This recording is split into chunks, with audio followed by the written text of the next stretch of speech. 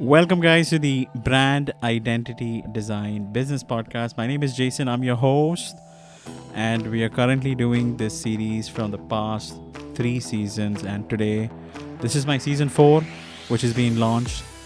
I don't know. I think I have done around 90 episodes so far speaking about entrepreneurship. I am currently calling this series as the dark side of entrepreneurship. I kind of went ahead with this name because it was catchy. It had like a hook, and I thought people would be interested and curious to know what is the dark side. So there's nothing really dark about the show. The aim of the show is to educate entrepreneurs about business, share ideas, recommend strategies, find interesting people such as Elliot, whom you see next to me, and just identify adversities and provide solutions. Basically, there are a lot of things I personally don't know as an entrepreneur myself, and I think by interviewing such high level business executives and these quality individuals, who are willing to share their personal and professional experience, it kind of helps. And I think a little bit of help goes a really long way. So my podcast, just in case you're new, it's an award-winning podcast. I recently won the Anchor Spotlight Awards by Spotify, and my podcast is heard in over 23 countries, and it's also on the top 30% most followed business podcasts, according to Spotify. So I don't want to bore you with too many things. I just want to make a few announcements before we start the show. So the first thing is that, just in case if you guys don't know, I'm a designer, a brand identity designer, and it's my business who actually supports and helps me produce these amazing shows. The name of my company is IamJDesigns Co. You should be able to find this information in my bio. If you do like what you're hearing, please give my business a thumbs up, because without my business, none of this thing would have existed in the first place.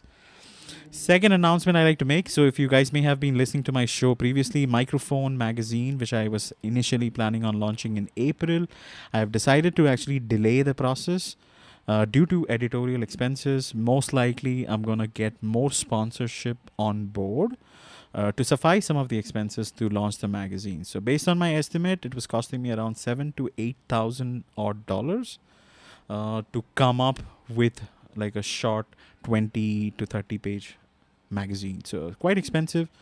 And so that's the update on the magazine. And the third thing which I want to highlight, on season 4, I have an incredible guest, an exclusive guest. His name is Dr. Marshall Goldsmith. He's a number one leadership thinker in the world.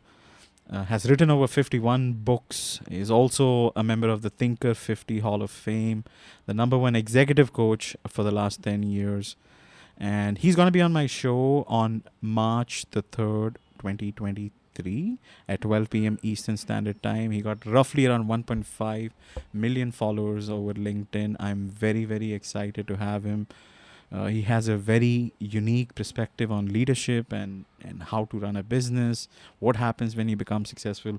I would highly encourage you guys to check my profile, give it a follow, and under the featured section on my profile, you should be able to find all the upcoming events, including the one which I just spoke about. So now, without further ado, let's actually deep dive into this conversation. So today we are going to be having a conversation about how to be an authority and be more giraffe with Elliot Kay, one of my favorite speakers. I have actually met through Jose and many others. So I want to actually give a shout out to Jose Ukar, who has been a guest on my show. He's the one who introduced me to Elliot. He's a phenomenal individual, an amazing speaker, and his story is simply mind-blowing.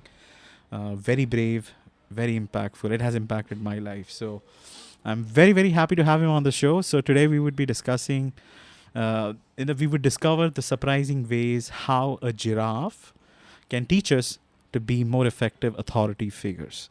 And with valuable insights and experience from Elliot, he will share tips on building credibility and how to be an authority in your field, and maintaining a curious and adaptable mindset. So you might be wondering, who Elliot is. So first of all, Elliot Kay is an entrepreneur. He's also the co-founder of Speaker Express, and Elliot is a distinguished business coach, speaker, author who is based in the UK. Elliot Kay from the UK, with over 2 decades of experience in coaching and mentoring entrepreneurs C-suite executives, managing directors, influencers, investors, you name it, not only with their speaking skills, but also to help them to speak with authority, maximize their pitches, win more businesses.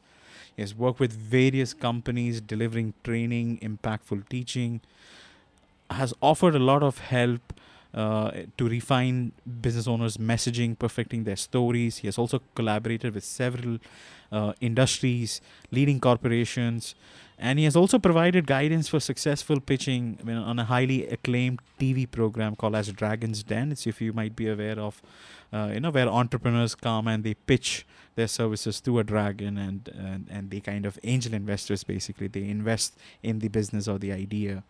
And even MasterChef the Professionals. So Elliot has a very, very impressive portfolio, guys.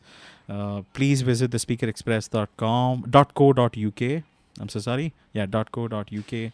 And please check out his book as well. So, I just want to say, Elliot, thank you so much for being a part of the show. Let's have a round of applause, guys.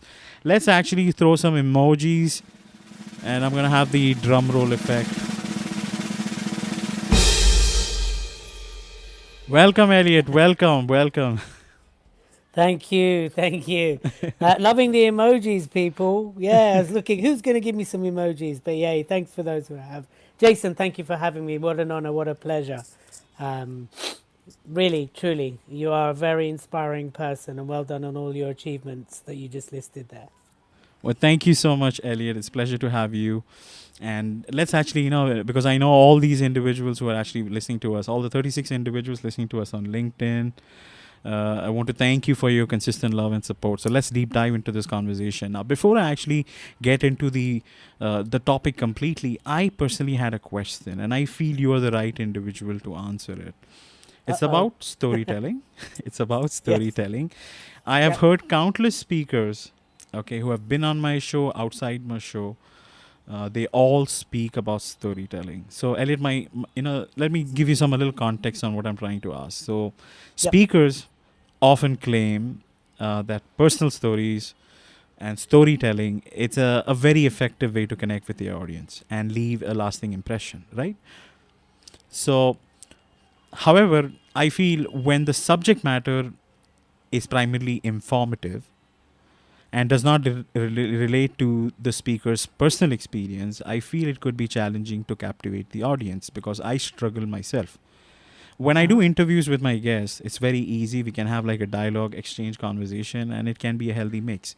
When I actually want to speak something, which involves my expertise, if I want to do a monologue, I can't simply think of a story or come up with a story, or I simply don't know how to get it done. So maybe this is just question just related to me. Okay, so what I'm trying to ask you is that what are some effective ways to captivate an audience with their story that isn't personally related to you? And maybe you can share some examples to help me out. Yeah, great question. Because I think often, storytelling is flung around and misused. So therefore, it doesn't have the desired impact. And that's a fantastic question. I'll give you an example. I'll start with an example. So one of my clients, Elaine, she's top of her game with property staging. So you know what staging is? Basically, where it's an app which has the data which proves if you put this kind of staging, it will sell for this. And it's a very boring topic to speak about. And she was invited to America to speak about it. And she got in touch with me in a panic, like, Elliot, how do I make data or data, depends where you are in the world, interesting? And so what we did is you start to look at what are the key messages you want to get across, right? And then we looked at something that would theme it together. So we looked at metaphors. And then what we ended up doing, by the way, and this might surprise you, Jason, is we used The Greatest Showman, the film, as an analogy to tell the story of the data, right? And we did that. So she took The Greatest Showman and we broke it down to how different parts of the story relate to the app. And as a result of that, she's telling The Greatest Showman, but using the app to make the point. And that was the way she managed to really captivate the audience. I think she enrolled a huge amount of people onto the app as a result of that. And that's how she brought it to life. So what did we do there? We thought about what are the key messages we need to get across. Then we thought about what are some of the vehicles we can deliver that through. So we looked at metaphors. What's a great metaphor? What are the great metaphors that you can use? And then what we looked at after that is we looked at what would be something that's relatable that people can use. So in this case, use the film The Greatest Showman, right? In another case, for another client of mine, we looked at different type of success stories that people can relate to help make a point. I think a lot of people think they have to use their story or they have to use the same stories. But actually, what a clever thing to do to answer one of your questions, Jason, is to have a little book, right? A black book, a red book, a white book, whatever color book you want it to be. And every time you hear a story that you can use as a speaker, that you know that at some point you can pull out the bag, right? Then you make a note of it. So, for example, recently I've been telling people the story of the butt funnel, right? And that's nothing sexual before anyone thinks that. No, it's actually about how bars are constructed to get people to rub butts. Because if people are rubbing butts, that means they're in a certain area, which means they're seeing people drink and eat, and they'll spend more money, right? So again, when I heard the story of the butt funnel, I was like, right, that's a great story. That's a great metaphor. Made a note of it. Right, I can use it here. And that's what you start to do. You start to collect the stories, long or short, which you know you can interject and you can use to help tell the story to make a point, especially if it's a really boring topic. Does that answer the question? Yes. So figure out a metaphor. Jason's blown away. Yeah, I'm blown away. Yeah, Got figure nothing out to a say. metaphor. Okay, and find something relatable. Are you there? Yeah, I'm here. Can you hear me? Am I there? As we'll carry on, and I'll give you some more strategies to when it comes to Can you hear me story. now? Are you with us? Yes. You're back. Yes. You're back. Yay.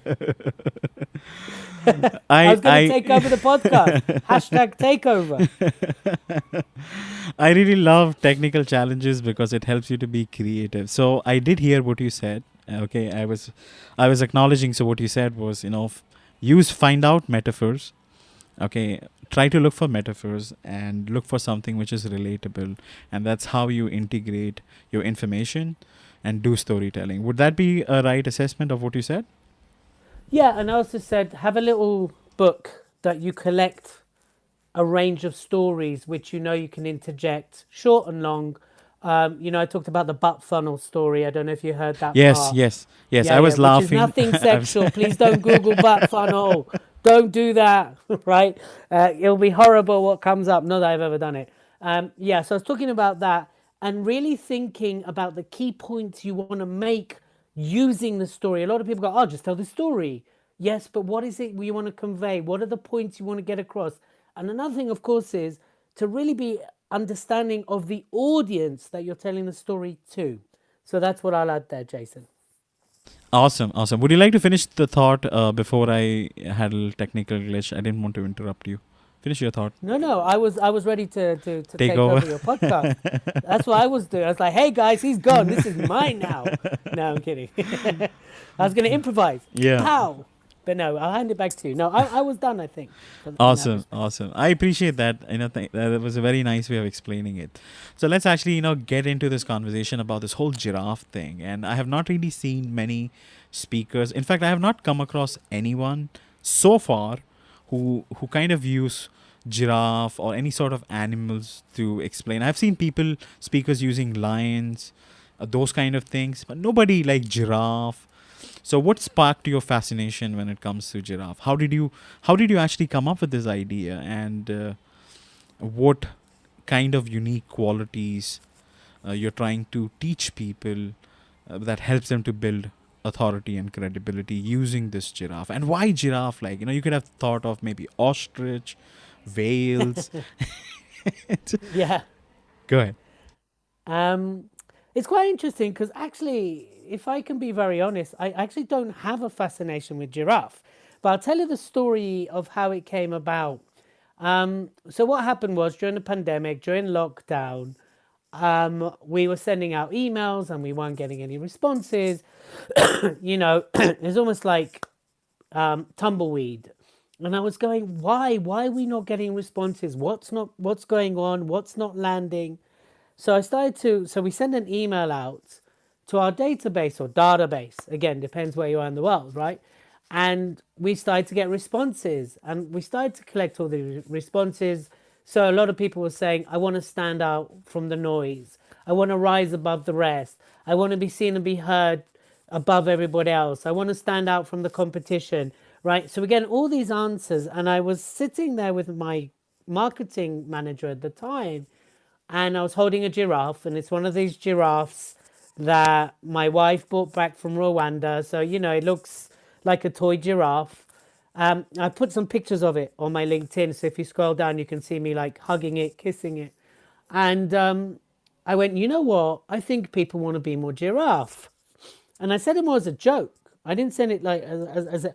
And she went, oh my God, that's it. That is our marketing message. It's all about being more giraffe. It's all about standing out. It's all about sticking your neck out. It's all about being seen, being heard for the right reasons. And she went, pow, pow, pow, pow, pow. And I was like, yes, that's it. So, and that's what launched it. So then we changed our messaging to hashtag Be More Giraffe. Then I wrote the book, How to Stand Out as a Speaker and Be More Giraffe. And it became a kind of go-to thing. Even now we talk about being more giraffe. And I just, when we first launched it, we were on Clubhouse as well. So and I had to be very careful not to be known as the giraffe man, right? Because I didn't want to be recognized as the giraffe man, but I wanted people to think and be more giraffe, i.e. stand out, be seen, be heard, be brave, rise above the rest for the right reasons. And so that's why I won't very often be seen in a giraffe outfit, if people are wondering that. Not at all. But it is a philosophy. It's a way of thinking. It's a way of showing up. And I know we're going to go there in a minute. So that's how the Be More Giraffe came about, right? And it's really stuck, and people really remember it. I'll give you a quick example. A few months ago, well, just to turn the end of last year, I was doing a session. I was doing a pitch session with a financial advisor here in the UK. And halfway through the session, he just clicked his fingers and he went, ah, you're the Be More Giraffe guy. I've got your book. I was like, oh, wow, that's so cool, right? So that's where it came about. That's how Be More Giraffe started, and we've stuck to it since. And I think again, we have to be very careful with, I mean, you're a brand designer, right? You're a brand identity designer, is we have to be careful that it didn't become gimmicky. They wasn't cheesy. And so I'm still working very hard on that, although sometimes my photos are very cheesy, admittedly. So I guess it was random and it just happened. Were you scared when you transitioned to this theme? Like, were you scared like how it would be accepted? And I think it's natural for people to be scared. So did you get pushback from maybe your team members or other speakers? They were like, Elliot, what the hell are you thinking? Yeah, I did from a few speakers, because I did a few events, a few virtual events, and at that point I did do it in a giraffe outfit. And I did it to make a point. So I had a bit of pushback from them, but I said, look, I just want to explain that I'm wearing it to make a point, that it's about being brave and about being bold and about being different. Not in any way to disrespect your event. So once they understood that, they got it. And even my business partner, Simone Vincenzi, I think if you haven't had him, you should have him on the podcast. He was like, what is he doing? He's gone crazy. What is he doing with this giraffe thing? So yeah, I did get pushback from quite a few people. But once people get that it's about standing out for the right reasons, it's about sticking your neck out, it's about being brave, right? It's about being that key person of influence, then people don't think it's that crazy. And because I've stuck with it, it's become more and more recognized now. And I think crazy people, I think Steve Jobs said, didn't he, that crazy people change the world. And then Bill Gates said, nerds run them. But I think, you've got to be a little bit brave. You've got to be a little bit different. And not everything will work. Not everything will work. And I get that. And people move and marketing messaging changes. And, probably by the end of this year, we might stop using Be More Giraffe. I don't know. But I think you have to be prepared for an element of pushback when when you're going against the norm, against the grain, when you're not being ostrich, like you said, when you're not sticking your head in the sand and just hoping everything will be okay, right? Um, so I think, yeah, that was the result. So yes, I did get pushback. My team were behind me because they know I'm crazy, but people around me don't always accept my madness. And I guess in a way I've had to prove that the giraffeness has value. And so far so good, I think. I think. I don't know. Absolutely. So far, it is phenomenal. I mean, I get the context, I get the idea, and I'm sure people who are listening get the idea. So let's break this down a little further. And I appreciate you sharing that backstory as to how things happen, pushbacks. You had to like encounter and how you managed everything. So that is phenomenal. I appreciate the fact that you stick with the idea and you didn't throw it away just because a few opinions came by at your side. So that's really cool. I like people who stick around their ideas and their decisions, and they work on it and see if they can improve it. So my next question to you, Elliot, is that in what ways the unique qualities of a giraffe can help us to establish credibility and gain us like a competitive edge as entrepreneurs so that we can be more effective authority leaders in our field. Great question. If you think, even in nature, I am going to give you a little bit of a nature fact here, right?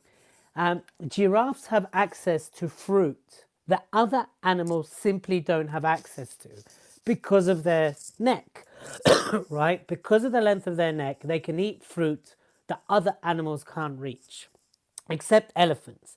And the only reason elephants can do it is because they can knock down the trees and then eat them off the floor.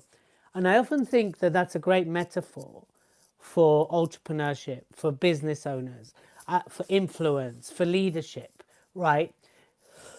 If you rise to the top for the right reasons and you get there in the right way, you then have access to resources and opportunities, doors open for you which aren't available otherwise. Sure, you can be an elephant and smash things down, and that's one approach, and lots of people take it. I'm not here to say right or wrong. What I want to do is highlight a difference of approach, right? If you think of authorities that you respect, that inspire you, they've often got there because they have a vision, they have a why, they've worked hard, not everybody has adversity, right? A lot of people do, but not everybody does. They've got there because they've persevered and they've stuck their neck out and they've kept their neck stuck out, right?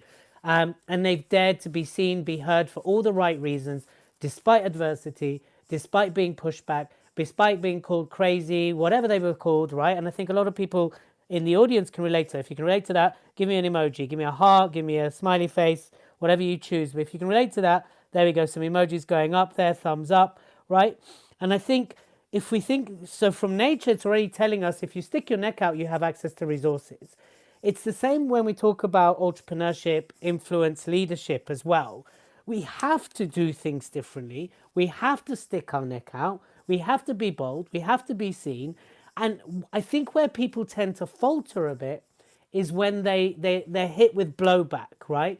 So a lot of people, they get into that hype. I'm going to do this. I'm going to launch this. I'm going to do that. Da, da, da, and there's the buzz around it. There's the hype around it. And then you start to put it out there and you get negativity and you're hit with blowback and all these things, right? And I think that's where being brave, being bold, being more giraffe comes in, is because you have to accept that's part of the journey. The blowback is part of it, right? So part of credibility is your ability to deal with negativity. Part of your credibility is your ability to stand firm in a time of adversity, right? If I just came out of nowhere and was like, hey guys, look, I'm massively successful because you know what? I'm massively successful. I haven't done anything to succeed.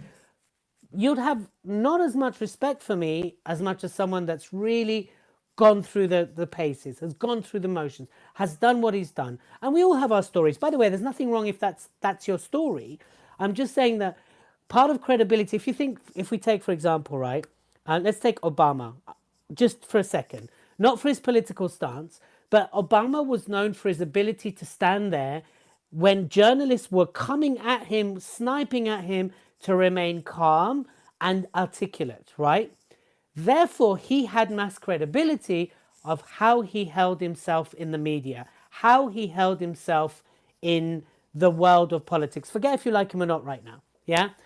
So that's known, by the way, as from a speaking term, it's known as majesty. It's a majesty archetype. So he has mass credibility.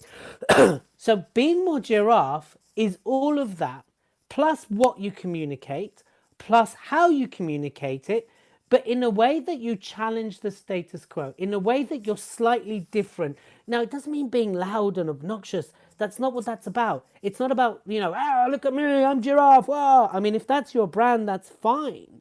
And if that's who you are, cool. But a lot of people think, oh, I have to be loud, I have to be obnoxious, I have to scream louder than anyone else. People that scream louder than anyone else just end up with a sore throat, right? That's it. They don't necessarily, they're not necessarily heard more, right? If you think of a marketplace, a busy marketplace, and everyone's like, buy my product, buy my product, buy my product, and everyone's just screaming, buy my product, everyone just ends up with a sore throat. But the people that dare to do it differently, the people that stand out through their content, through their branding, through their marketing, through their messaging, through what they talk about on stage, that is being more giraffe. And I think this kind of leads to some of your other questions, so I might be answering two in one. That is what we can take. And that's what gives you credibility. And also, perseverance through time is what gives you credibility. Your ability to stand through time is what gives you credibility. I feel a lot of people lose credibility because they change, they shift continuously. Oh, I'm doing this. No, I'm doing this. And you might know someone like that, right? No, I'm changing this. And and they change every 6 months. They've changed. Therefore, in my mind, they lose a bit of credibility. But the person that perseveres, that keeps going, right, is the person that wins that credibility. Is that person that is being more giraffe. A great example is, very quickly, and I'll hand it back to you, Jason, is if you think of a marathon, a race, right? There's loads of people at the start line, hundreds and hundreds of people. But as the race goes on, you start to run your own race, right? And there's less and less people around. Now, some people drop out, some people, get injured, whatever happens. But, when you pass that finish line, I do a lot of running, it's you competing with you, and your ability to persevere is what gets you that winner medal, right? So in that respect, that's a bit like being more giraffe. You've got to accept that it can be a lonely journey. It doesn't have to be a lonely journey. You're going to have to stand on your own 2 feet sometimes. You're going to have to stand behind your own ideas. And sometimes the world isn't always ready for your ideas. And that was the case with Shazam. The Shazam, if everyone knows Shazam, he had the idea well before the technology. So I just think sometimes you have to stick to who you really are versus who you expect it to be. And that's also being more giraffe. Does that answer your question, my man? Absolutely. It was one of the most sexiest answer I have heard when it comes to... Sexy! And that was phenomenal, Elliot. I appreciate the way how you explained everything. Like, when it comes to accessibility, like giraffes, because of their height, it does give them a leverage when it comes to accessibility. They can look at their surroundings a bit more clearly.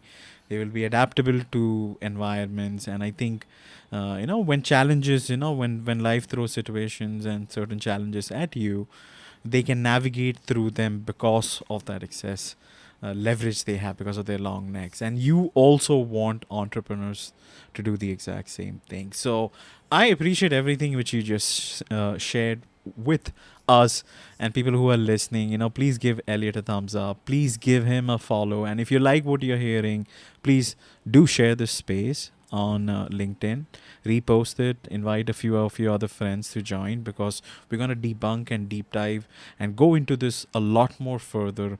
Go ahead, Elliot. I think you unmuted. You wanted to share something.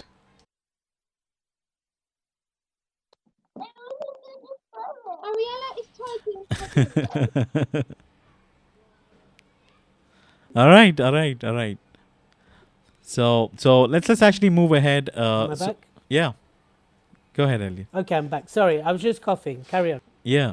So let's actually go further. And What I like to ask you is that could you share maybe a personal story of yours, how you applied the giraffe methodology so that you could be an authority figure, other than you, you know, imitating a giraffe-like quality, like what you just said prior, like dressing up and doing all that stuff, marketing.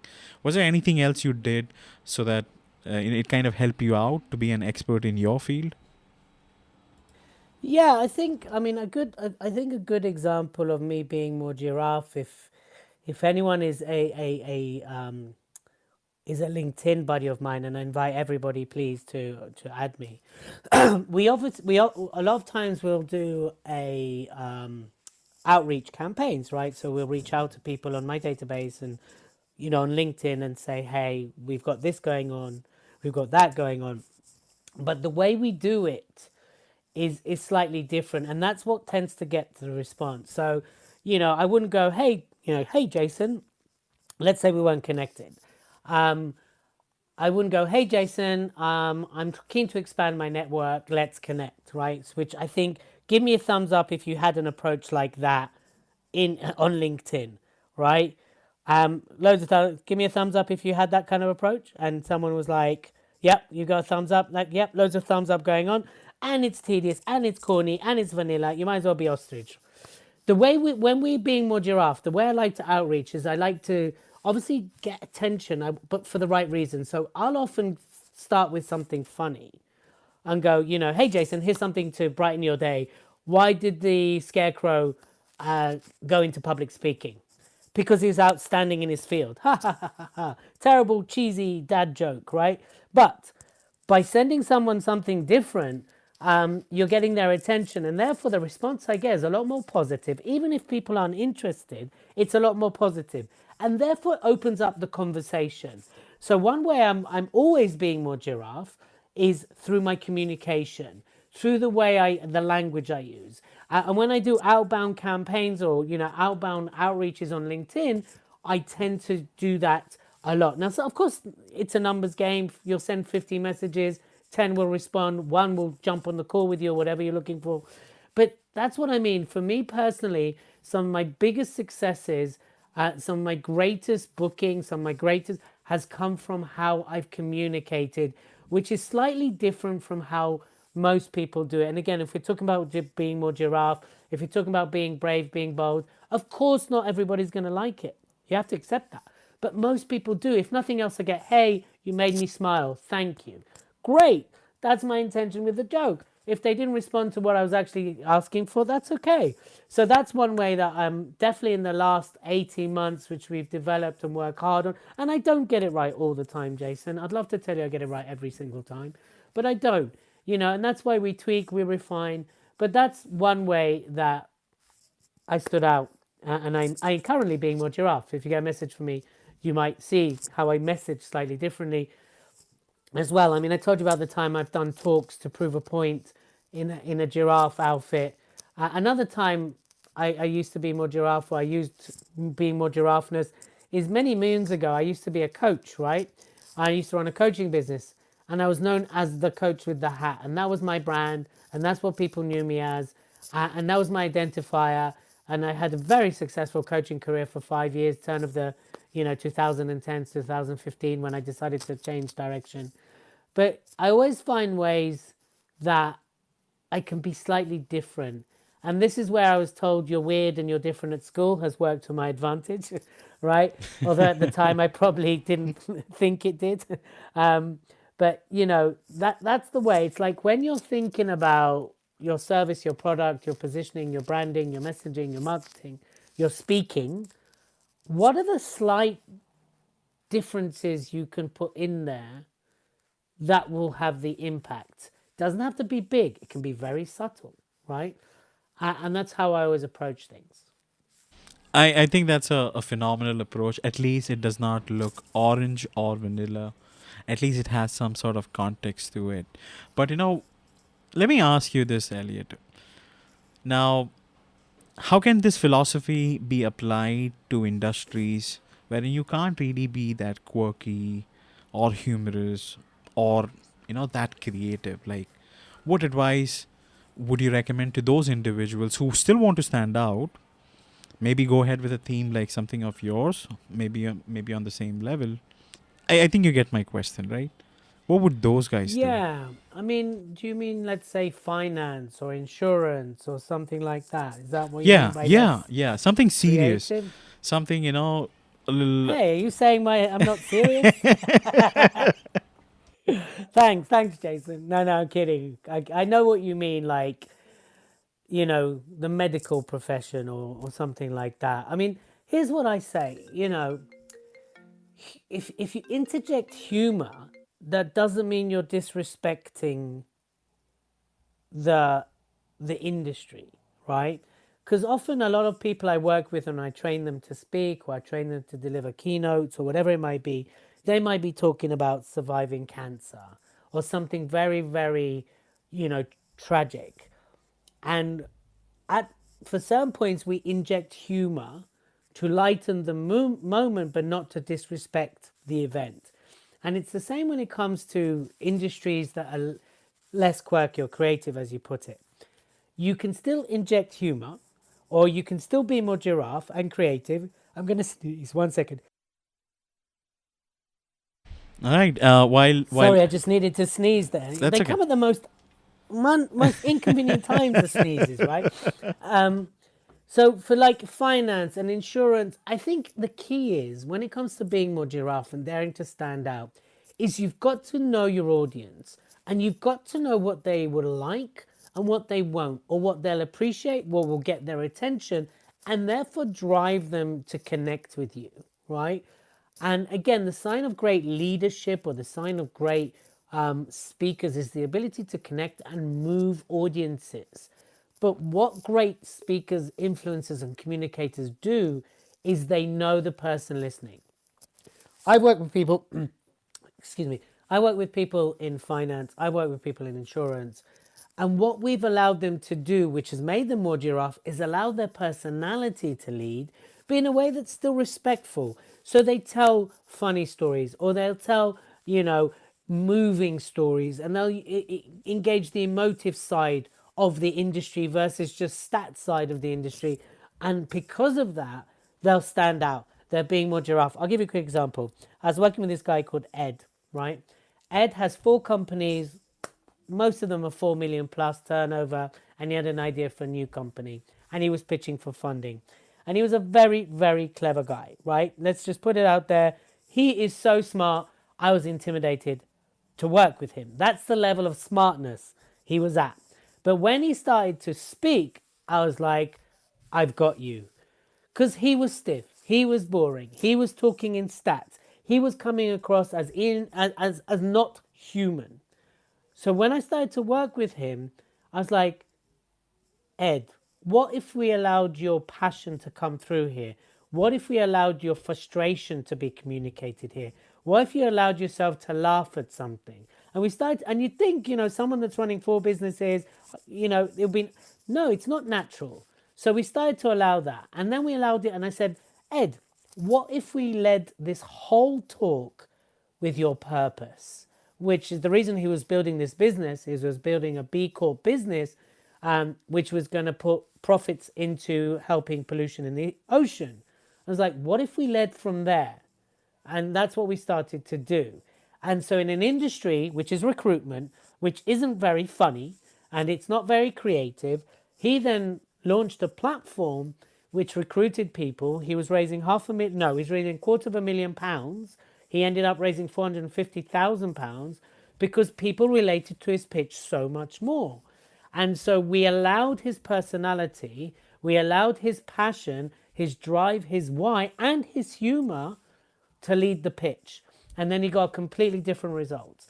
So very similar to answer your question, allow the parts that make you special to shine, right? Also, allow the parts that people relate to be in there. Stories, humor, emotions. Most people emotional bias. So if you're insurance, then hit people's emotions. That will be giraffe. Don't give me stats that 60% of people die, da da da da da. That I can't relate to that. What I can relate to is the feeling of loss, right? And that's where I think lots of things need to be flipped. So that's how people can be more giraffe. and talk to people as human beings, not as potential numbers. That is what I will say for those industries. That is super cool. I found ton of value in what you just explained just right now, guys. And if you guys agree with me, please give us a thumbs up so that we know that you guys are listening to us on LinkedIn Live. And I really appreciate what you just shared, Elliot. I totally agree with you 100% on this. You don't have to throw in those boring things. You don't have to do exactly like what everybody has been doing. Be humanistic, and having a little fun is not that bad, right? It's good to have a little fun, have a little humor, even if and maybe what you can do is just don't overdo it, and like don't take it to an extreme. Just keep it light, simple. Do it with the intent that you can bring a little happiness to a stressful life for some of the individuals. Have some happiness inbuilt in your message, and I think that really helps. So I love what you just said, and guys, I just want to let you know that we will be starting Q&A in about 5 minutes. So if you're interested in asking questions, you have the opportunity to raise your hand and come up on stage. I will be bringing a few individuals because we want to be respectful of Elliot's time also. So yeah, so my next question to you, Elliot, because I've heard your personal story in most of your videos and some of the videos which I use for research.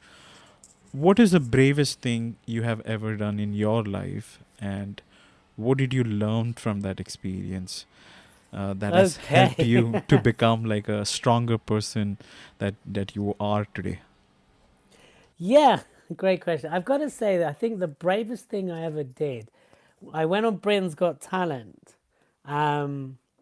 years ago now, but I went on Britain's Got Talent as a motivational speaker.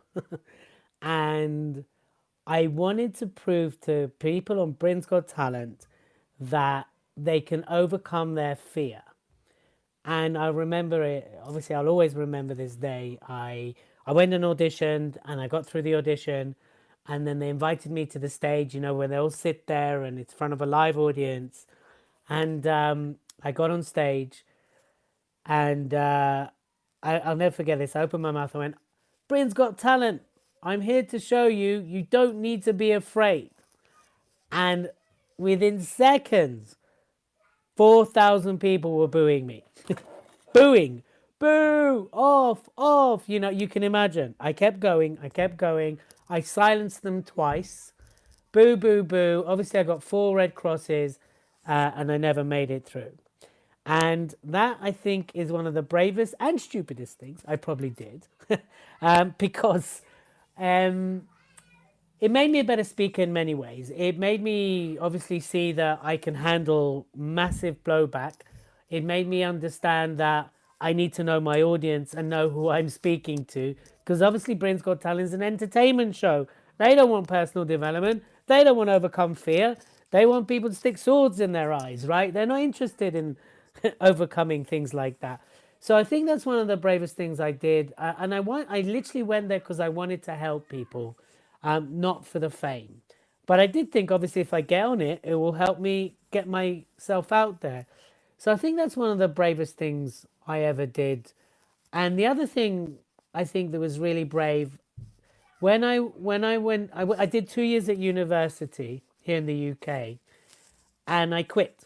And I quit to start another course that I really wanted to do. And I was told, you can't, don't do it. You won't get any funding. You won't get noticed. There's no help for you. And I still did it. And at the time, I was 21. And I went, you know what?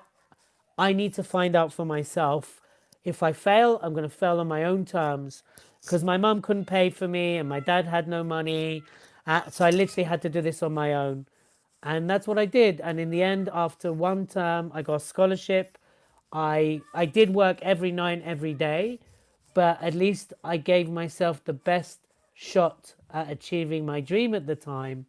And I think that was the second bravest thing I ever did as well. That is so powerful, Elliot. So, I mean, standing in front of 4,000 people, being on live television or pre-recorded television and getting booed, then that can devastate anyone's self-confidence. So I applaud you for, coming out of that and thriving and not only being just a good speaker, but an amazing speaker who has this profound knowledge. And you said something very interesting there, that you have to identify your target audience. Not everyone would be interested in what you do. So try to figure out that right mix. And that's what I advise all my clients. Also, you don't need everyone. You just need to find people who would be as interested as what you are trying to do. And you're willing to adopt, to be like an early adopter. And through that, you can build things up, scale things up gradually. And thank you so much for sharing that about sometimes people do take up certain things. They go outside their normal routine to do something different. And you can get a lot of pushback, maybe from friends, maybe from family members, that, this may not be right, XYZ. As long as you are passionate about it and you're willing to be consistent and persistent and you're willing to grind day and night to make it happen, results will happen. I think what most people do is, Elliot, and I think you might agree with me, that most people take decisions as to they want to do something, but they don't work on it, and they blame that it was just a bad idea. Whatever. Yeah, absolutely. Yeah. So anyway, so guys, it's time for a quick break. I want to do a sponsor shout out, and we will start Q&A. If anybody is interested in coming on stage, it doesn't matter how old, new you are to my show.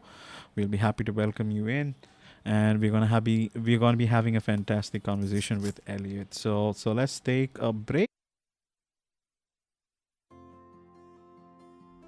Do you want to find out how your neurology works? Do you want to understand why you do what you do? Then it's really simple. Just check out yourlifeliveit.com, and there you'll find lots of different ways for you to be able to learn more about you, why you do the things you do, and more importantly, how to change those in a really quick, effective way. We call it unthinkable change. The change that you'll experience with neural coding is fast and it lasts. Don't wait anymore. You get 86,400 seconds every day. Once it's gone, it's gone. We are committed and passionate about helping people create unthinkable change in their lives. We've been doing this since 2008 and literally changed over 41,000 problems, deleted them from the neurology, and then installed a solution that works best for the client. Whether you want to work one-on-one or take one of our award-winning neural coding online courses, take action today. The costs of not doing that are just more days wasted. So connect with us. We're here to help. We're here to help you create unthinkable change that's fast and it lasts. It's your life. Live it.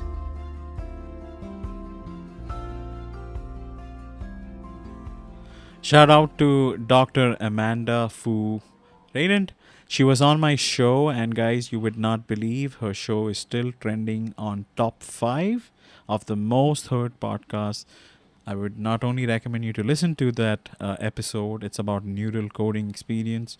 And do check out her website about neurology, changing your neurology. Visit yourlifeliveit.com. I personally like what she's doing, and I would encourage you to take advantage of it.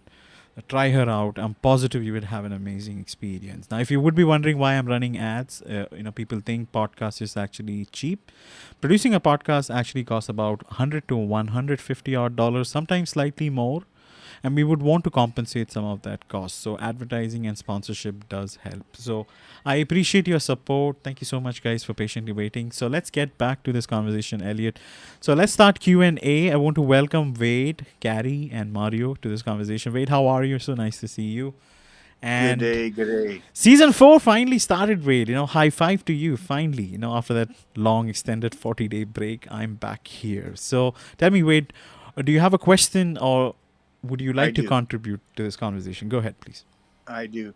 Good day to both you and Elliot. I've been fans of both yours and following you for quite some time, both of you. Oh, wow. Elliot, my question to you is, when you have a LinkedIn colleague that is typically a highly respected in their field, and they have differing views from yours, how do you open their minds to take a closer look at your perspective?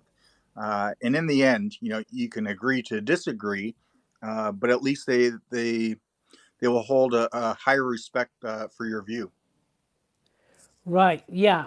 Good question, Wade. I think in my experience, it's about the asking the question. I know you've probably done this because you do a lot of strategy stuff, but it's more like, are you open to hearing a different point of view? Are you open to a different approach? Are you willing to listen to a different take? And I think it's really leading with a question. And when I'm in those situations, I will purposely try and interrupt their pattern by going, "Well, can I ask you a question?" And they're like, "Yeah, sure," which opens the unconscious mind to receive a question, right? And then you go, "Well, are you open to hearing a different approach, a different point of view, a different perspective, a different tactic?" I mean, obviously, we're doing that many at once, but those kind of examples. And you can say, "Look, we can agree to disagree at the end, but what I'd really love you to do is to explore with me this opinion. Are you okay with that?" And then normally, most people are like, "Yeah, sure," they'll listen. They might listen to catch you out. They might listen to disagree, but they'll listen. And that's step one. And then if you're able to, through whatever it is you're discussing, sway them slightly, then you won them over, and then you'll probably find you're a much better place to disagree versus an argumentative way of doing it. And I do that when I speak, I'm on stages, and sometimes I'm really going to shake people's model of the world, people's paradigms, and I get that people are like, wow, and I know they're trying to ask me questions to catch me out, and so the way I will do it is I will purposely go, "Are you open to hearing my answer? Are you open to a different point of view? Are you willing to explore things with me?" Right?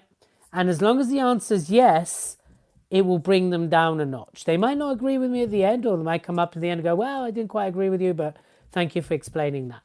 And that's what I would tend to do. I've done this a lot when I've got into conversations, especially around politics. And you just know if they're going to say no, no, no, then they're never going to change and they're never going to listen. So I would move on. Does that help, Wade? Absolutely. Like, especially nowadays, we are in almost mindsets of looking for combative structures, and people just want to argue their points and not open their minds to other people or other points of views, right? So as far as we're so decisive these days, unfortunately. And I love how you phrase that in the respect of asking them a question before you even give them your answer. Are they open to hearing your view? And you can agree to disagree, but as far as are they at least going to be open to hearing your view, or are they just going to dig their heels into whatever point they're trying to make? Right. Because most people are determined to be right? Because not a lot of us like to be wrong. But by asking a question, it just allows that person to explore the notion that there could be another way. But if they're going to be like, "No, no, there's no other way. I'm right. I'm always right." Well, then why would you waste your time? Like you just like might as well put your fist through a brick wall, and you'll probably get more success, if you know what I mean. Absolutely. Thank you so much for your time, Elliot, and You're thank you, welcome, Jason. Wade. And let's connect. I didn't realize you were following. That's really nice to hear. Oh, we're definitely connected. I just haven't always chimed in on your podcast and so forth. So Amazing. awesome. Thanks for the question, buddy. All the best. You too. All right. Wait. Thank you so much for that. And let's actually move to Mario, since we don't have Gary. I don't see Gary on the screen. So Mario, how are you? So nice to see you. I like your new profile picture. I like your new profile. Yes, it was time to update it. Looking good, Mario. Looking good. I don't know what it looked like before, but you look good now. I didn't have as much white on my face, on my beard. So do you have a question, or is there Elliot. anything you'd like to contribute? Please go ahead. Go ahead. Can you repeat that, Jason?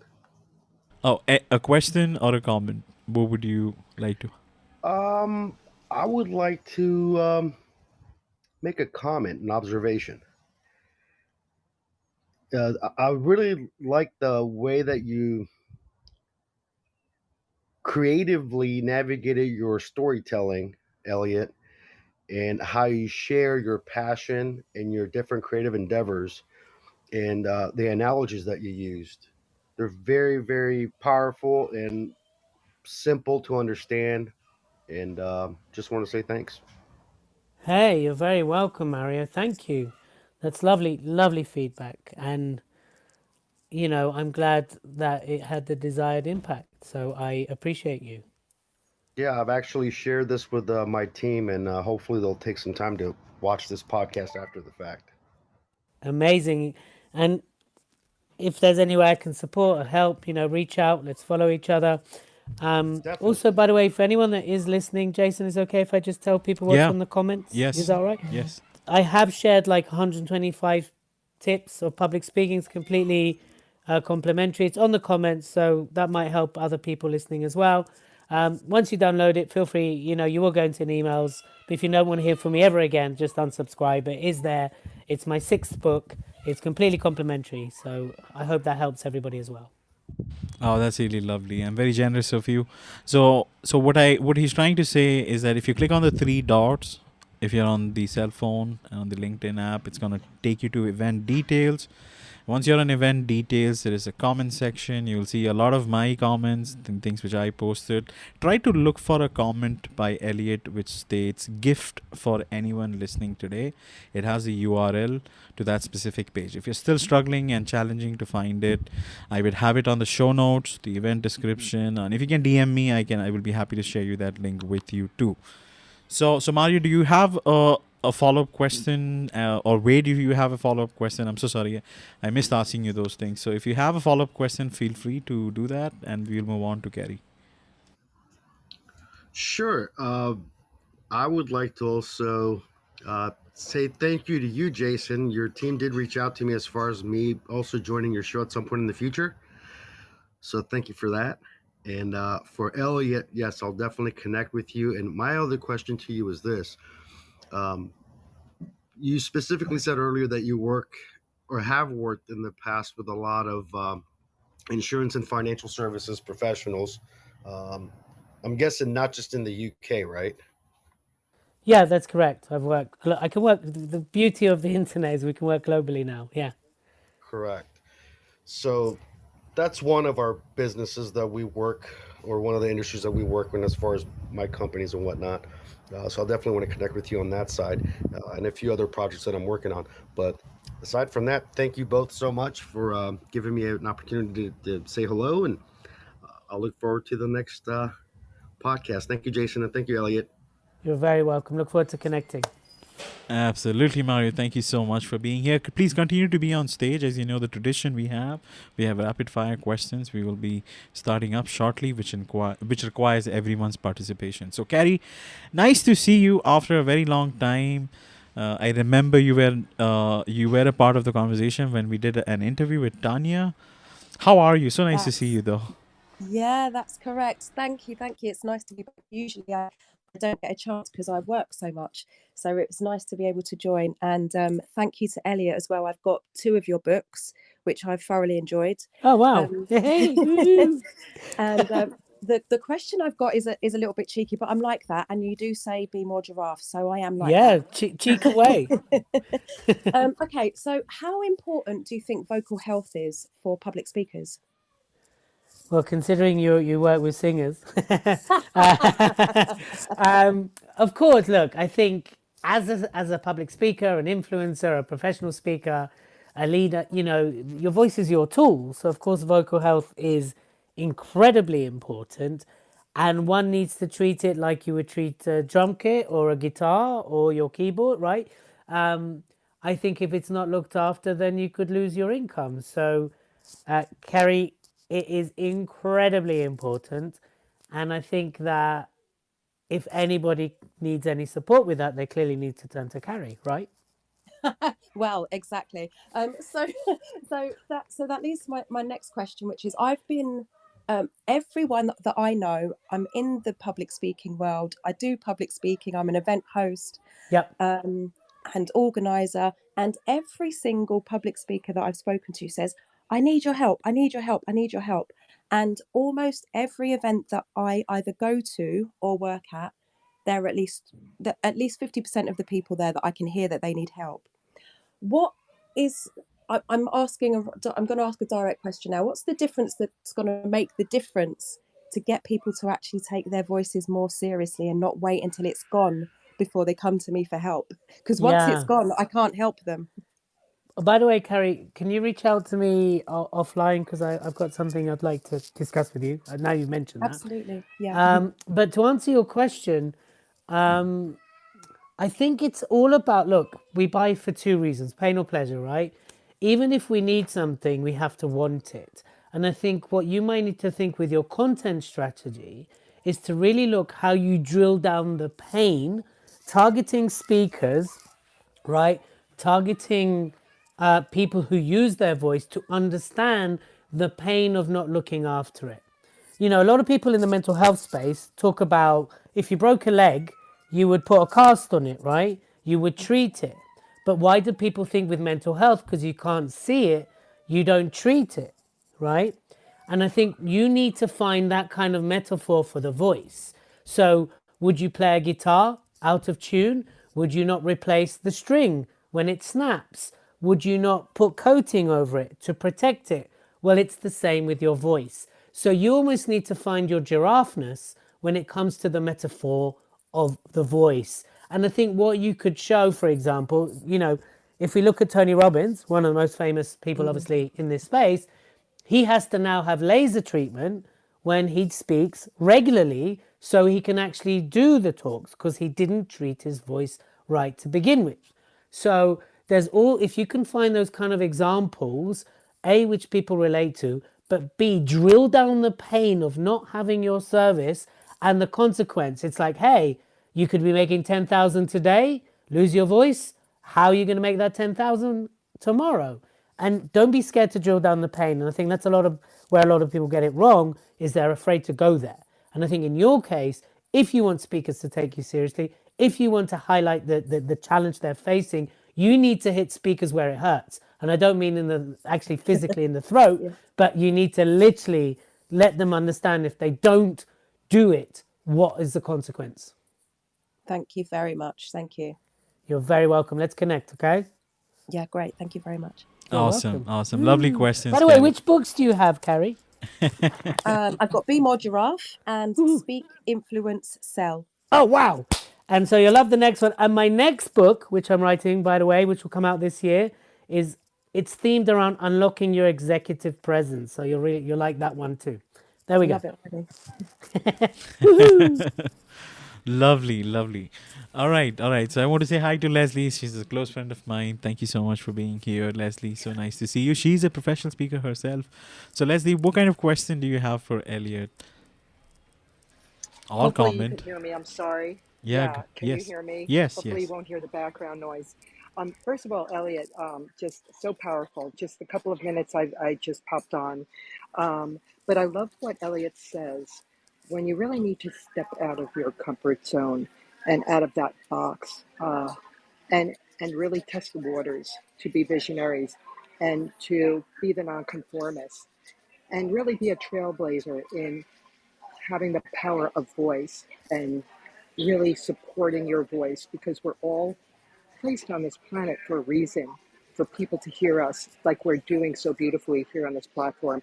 So I need to listen and to just absorb the conversation today as I just popped on. But thank you for having me, everybody. Leslie, I got goosebumps hearing that. Thank you so much.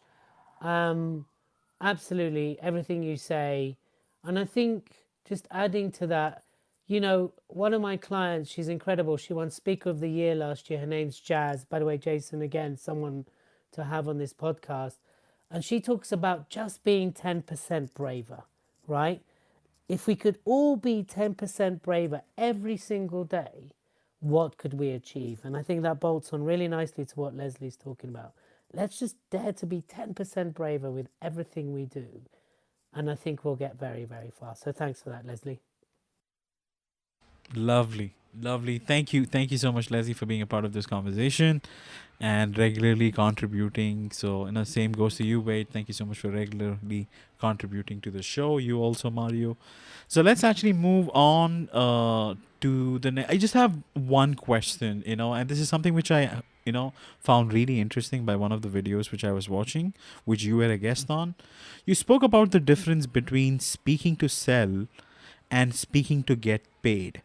I found it interesting, but I'm still slightly confused. Would you mind sharing that? What is speaking to sell and what is speaking to get paid? What's the difference? It kind of sounds the same. It kind of is, but the difference is, right, the way I explain it is like this. We train people to have a signature talk or a keynote. This is how we train it. So follow my thread. The signature talk is designed to magnify what people need to know, drill down the pain, and therefore buy from you. Okay? So while you're adding value, you're magnifying the gap of what people need to know. Does that make sense? So like I told Carrie, so if Carrie went on stage and wanted people to really buy her services, she would need to do a talk magnifying what people need to know that they don't know about not having her services. While a keynote gives away the how. You're getting paid to give away the how. That's why you're getting the 10,000, the 20,000, the 50,000, the 100,000, is because you're getting paid to give away the how and because you can't sell, hence being paid. But you're also entertaining, you're enrolling, you're emotive, all of the above. You're right. But a signature talk is designed to sell a product. Therefore, what you're doing through a very clever structure is you're magnifying the gap and how you fill it. Does that make sense? Yes, yes. So I think the first section is to encourage selling so that you get more opportunities.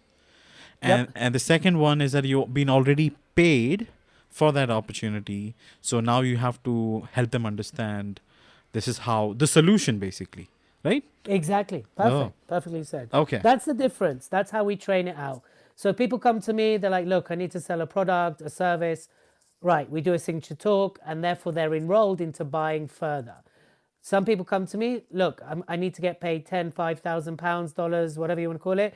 I've been booked to do a keynote. I need to entertain. I need to enroll. I need to tell stories, right? I need to give away the how. Fantastic. And that's a different structure and a different delivery. Awesome. Awesome. I just have, okay, so we have Michelle. She was trying to come up initially and I could not bring her up because we were in the first segment of the show. So Michelle, thank you so much for your patience and thank you so much for joining our conversation. Do you have a question or a comment? Oh my gosh, Jason, thank you so much for having me. This has truly been one of the best audio rooms. And Elliot, I have my kids in the car. I'm on my way to go see the movie Air, so I cannot stay so long. But I just appreciate, my name is Michelle, by the way, and I love everything that you have said. And I love the giraffe analogy about sticking your neck out because I tend to do that. And first of all, I'd like to see a giraffe picture in your bio here. That'd be awesome. Um, but so my question, I have a question. I don't have a question. I don't know. So I've got like two different businesses. One of them is my jewelry business. One of them is my Pinterest strategy business. But I think if you look across all my platforms, I tend to be me, and no matter what I'm involved in. And people are saying, when you're on LinkedIn, you got to be more professional. When you're over here, you need to be this. And it's exhausting. It's exhausting Right. trying to be different personas on every platform. And, I'm coming on here and I dropped an F-bomb in one of my posts the other day over on here because it's just kind of me. And what is your opinion on that? Don't be so many personas on so many different platforms. And thank you. And I'm sorry I'm scatterbrained. Like I said, I'm walking into the movie Don't Air worry with my about it, honestly. with my children right now, which is about branding, by the way, Jason. Okay, so anyway, thank you so much, Elliot. I really want to dive into your books, and so I'm gonna dig deeper into your profile as soon as I get out of the movie. Well, if you need anything, just reach out. But to answer your question, here's what I'm going to say. First of all, I deleted all of my other accounts. I mean, yes, I've got Twitter and all that, but really all my focus is on LinkedIn. And because it's exhausting, number one.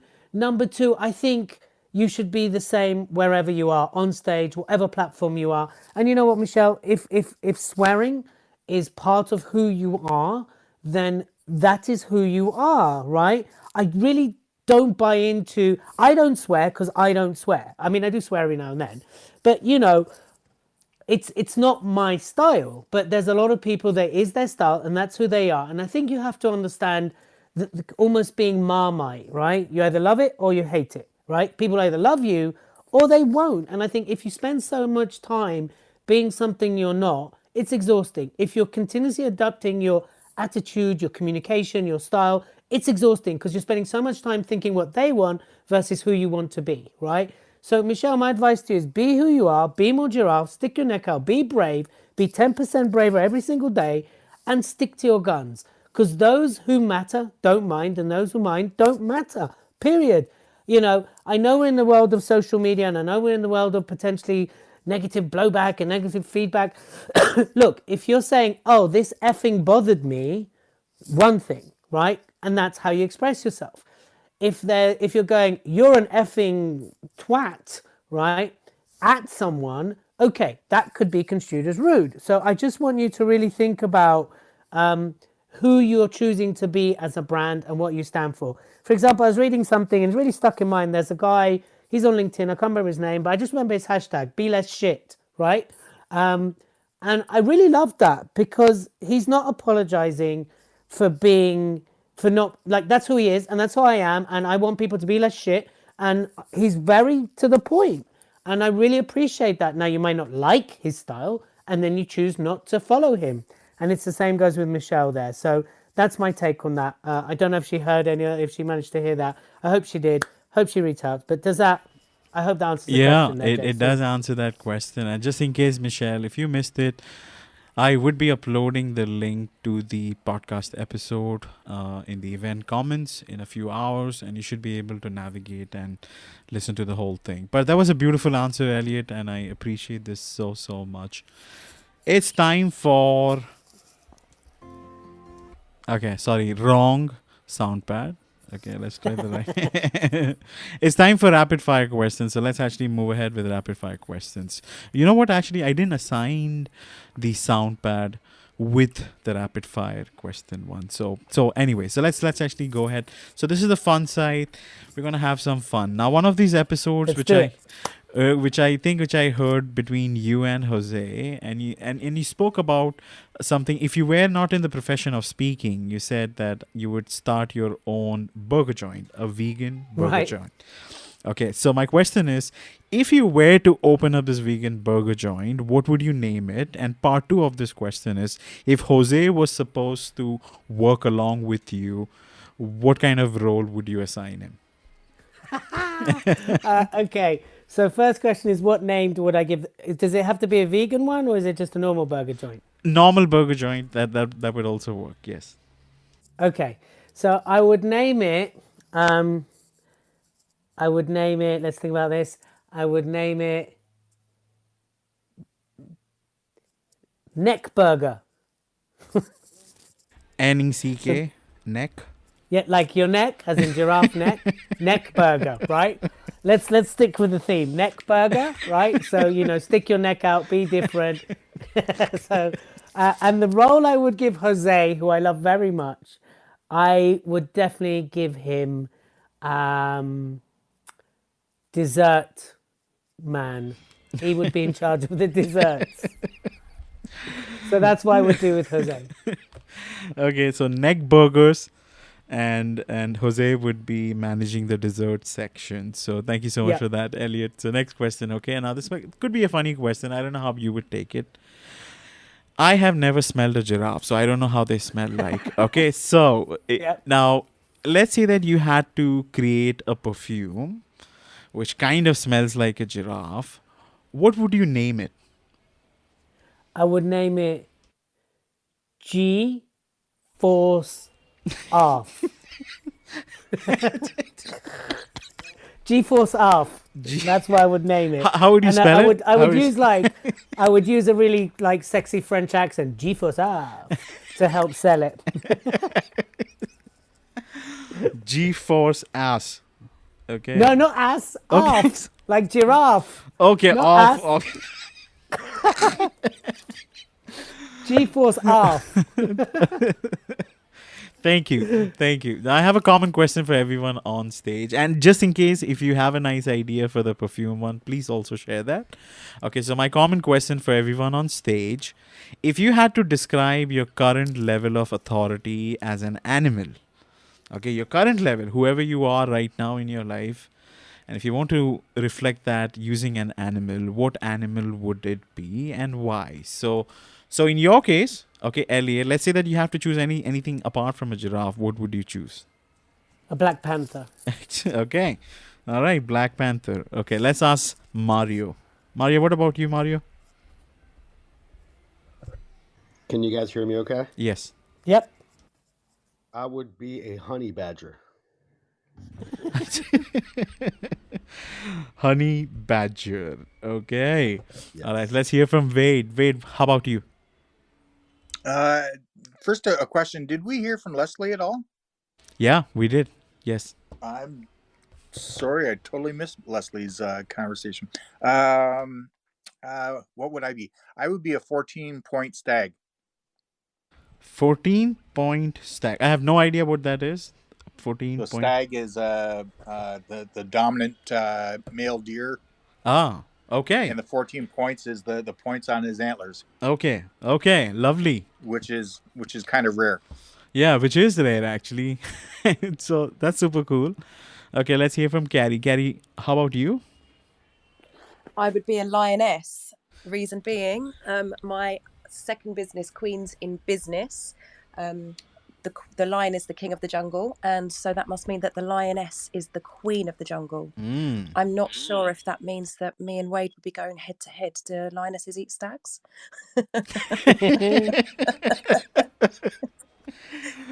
I will be nice and just leave that one alone. I think we'd actually get along marvelously. each other across the safari. We'd get along marvelously. I think so. All right. All right. Let's hear from Leslie. Okay, Leslie, how about you? I don't know if you're in a position to speak. Yes. Animal. If you could hear me clearly. Yes. Oh, well, it'll have to be, I'm an avid equestrian, so it'll have to be an Arabian horse. All right. Arabian horse. Woo. Woo.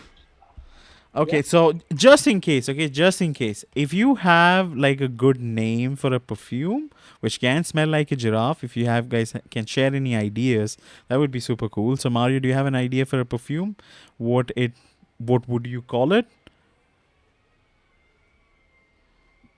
I would call giraffe static. Giraffe Ooh, I static. like it. Okay. I hope you're writing this down, Elliot. Could be a good piece of content. I don't think I'll be entering the perfume industry. But yes, Elliot, I'll keep note of it. Elliot, we'll have to do a royalty deal. Agreed. 50-50, bud. All right. Now, since we are actually reaching the 90-minute mark soon, so Wade, Carrie, Leslie, guys, if you have any suggestions on a perfume name, feel free to share that right now. Anyone? G-Force Glam. G-Force Glam. Okay. Oh, I like that. She took it to a whole new level. Yeah. I like it. Awesome. So let's actually move to the business side of things. I appreciate everybody, who was, thank you so much for being a part of the rapid fire question and making it fun towards the end of our section. So Elliot, I want to give you the opportunity to promote your business. So the first thing which I want to ask you is that as a co-founder of Speaker Express, what is your company's vision and where do you want to take this ahead in the future? It's a fabulous question. It's funny because right now a lot of my attention has been focused on our alert service. And my vision's kind of gone into that, but I'll go wide again. So really the vision for Speaker Express is to give everybody the tools and the techniques to be seen, be heard, to stand up for the right reason and use their voice for good. So when we talk about the vision for Speaker Express, it's all about using your voice for good. And that's really what we want to do, become one of the, first places where people go to achieve that. So that's the vision. And therefore we're able to get involved in impacting various communities globally. I want to support a fund that helps male dancers get into dance in the UK. So there's a lot of things to my vision. Recently, we've launched a new product, which is daily alert services, and I want that to become the premium alert services for speakers. So the vision for that is to build a platform where people log in and they get their whatever they want delivered to their inbox. It's at infancy stages, but that's the vision for that. And really, I just want people to be able to use their voice in a way that has a positive impact on their industry, on their community, on people. And that's really my vision. It's all very, very simple, you know. So that's my vision when it comes to Speaker Express. That is a phenomenal vision. Thank you so much for sharing that. So my next thing which I like to ask you, Elliot, is that do you have any promotions, upcoming events, anything you like to promote on my show today? Thank you very much. So obviously, if everybody wants to scroll in the comments, there's 125 tips to improve your public speaking. Feel free. And actually, Jose supported me in writing that. So it's only appropriate that I share that. Next Thursday, the 20th of April at 12 o'clock UK time, so it might be a bit early for people out in other countries, I'm actually doing 7 steps to use LinkedIn to land paid speaking opportunities. So if anybody wants to send me a LinkedIn message, I'll send you the link for it. It's an audio live as well, and I'll just be sharing that, and all being well with the time allowed, taking questions. So feel free, it's completely complimentary as well. Feel free to join me on that. That's the main one I'm promoting right now. If you do want to hear more about the alert service, which is global, then again, send me a message. I can send you a link for that. But those are the events. Oh, one more. Sorry, Jason, if I may. You're going to get a bit of an exclusive here. So I also run the Speaker Awards here in the UK. So if you're a speaker and you want to get recognition from a panel of experts, over 20 judges across 9 categories, then feel free to apply. There's the speakerawards.com, and you can apply. And you're getting an exclusive here live today on LinkedIn. We are opening up to international people, right? So it's going international. We've had mass demand for it. We haven't announced it yet, but we are announcing it now. So if you do want to apply for the Speaker Awards as well, then please go for it, or send me a message and I'll send you the information, and I can help you through the process. So there we go. Awesome. So the website is speakerexpress.co.uk. If you have challenges finding it or writing it down, do not worry. It's on the event comments or the show notes for easier access. I would also have access to Elliot's LinkedIn profile and Twitter profile and the website details, everything listed. So you should be able to reach out to him without hesitation. Now, if you could leave our listeners with one thing they can take away from this whole conversation, Elliot, what would that be? I always talk about this because I know it really got me to think. And it's this. If you were to die, right, I'm not wishing it on anyone, and you saw the person you could have been versus the person you are, would you love what you see, right?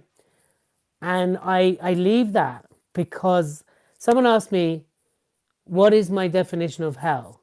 And my definition of hell is looking back, knowing what I could have become and not let myself. What's my definition of heaven is becoming the best version of myself.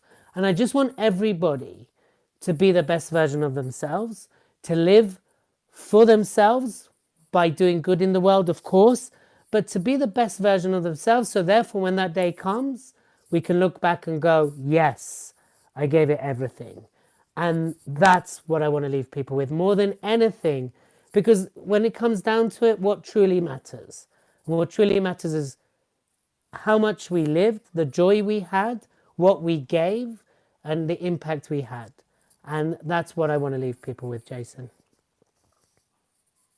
That is a fantastic message. And wow, that was very powerful. Very, very powerful, Elliot. I appreciate you sharing that. That was really powerful. I wanted to actually ask you that question, but I kind of missed it. But I'm glad that you highlighted that. So, anyways, we would be wrapping our show. I can't thank you enough, Elliot, for sharing your wisdom, helping me understand, clarify a lot of things. As an entrepreneur, I feel more clear, and I want to eventually become a public speaker. I'm already in the road map or roadways to become one. I think your clarity is helping me to be more giraffe, as you call it. and Great. So yeah, so I wanted to thank you once again, for this opportunity to to learn from you. It's an absolute honor, and you're giving away your book to my audience and my listeners. It takes a lot of efforts and courage just to write one, and forget about just distributing it. That's even more, so I value it so much. So I would recommend people take advantage of it. It will give you an idea what Elliot is about, what he does. And if you would like to work with him professionally, please reach out to him, take advantage of his services and his knowledge, and I'm sure it's going to help you out. So I also would like to update you folks about the next week's show, season 4, episode 2. Our topic is going to be mastering the 34-minute mindset. It's very unique. I did work on the title. I wanted to have like a nice hook because I'm curious to know what the hell is this 34-minute mindset. I'm sure it's going to be interesting. So Crystal Cruz. I do struggle with that name because not something which we regularly speak here, or we don't have names similar. So Crystal Cruz. Let's say Crystal.